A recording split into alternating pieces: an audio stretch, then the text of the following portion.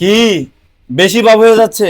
ভাব তো নিবই। আমরা এখন ডিফেন্ডিং চ্যাম্পিয়ন, এই ওয়ার্ল্ড কাপে 48টা দেশ অংশগ্রহণ করেছে, যেটার মধ্যে শুধুমাত্র একটা দেশেরই এই ট্যাগটা রয়েছে, ডিফেন্ডিং চ্যাম্পিয়ন আর্জেন্টিনা। ভাই লিওনেল স্ক্যালোনি কি লেভেলের স্মার্ট ম্যানেজার এর একটা জ্বলন্ত প্রমাণ আমি আপনাদেরকে দিই। আর্জেন্টিনা সাধারণত ফ্রি কিক গুলো নেয় লিওনেল মেসি, সো লিওনেল মেসির পরিবর্তে পরিবর্তে উলিয়ান আলভারেজ ফ্রি কিক গুলো নিয়ে থাকে। সো আমরা ভেবেছিলাম যে আলভারেজই ফ্রি কিক নিবে অথবা পারালেস নিবে। এইখানে লো ক্যান্সেলো আইসা যে ফ্রি কিক নিছে ভাই, হোয়াট এ গোল ভাই, হোয়াট এ গোল! এটা বিশ্লেষণ করা সম্ভব না, সম্ভব না, সম্ভব না।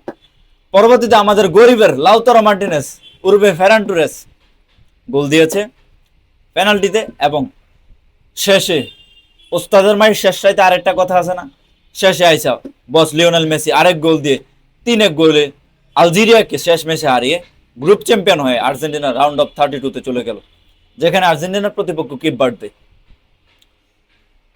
What a match! Lionel Messi, তার বয়স 39, আপনি কোনোভাবে জাস্টিফাই করতে পারবেন না ওর বয়স কত।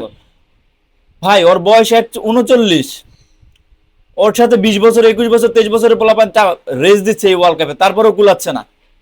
মেসির ছয়টা গোল, এমবাপ্পের 4টা গোল, ওসমান ডেম্বেলের 4টা গোল, ভিনিসিয়াস জুনিয়র 4টা গোল। তাদের থেকে 2 গোলে এগিয়ে বর্তমান কারেন্ট স্টার, তারা তাদের থেকে 2 গোলে এগিয়ে বুইরা Lionel Messi. Messi is the alien, Messi is the infinity, Messi is the god, Messi is the magician. মেসির সাথে সবকিছু যায়।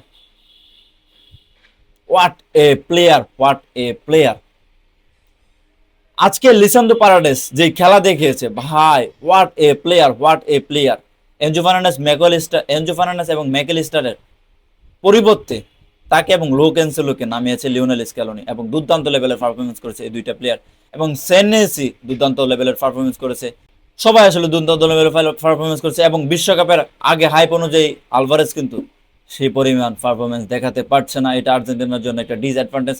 লাস্ট ওয়ার্ল্ড কাপে আলভারেজ যে একটা ফর্মে ছিল, এই ওয়ার্ল্ড কাপে আলভারেজ সেই ফর্মে ফিরে আসতে পারেনি।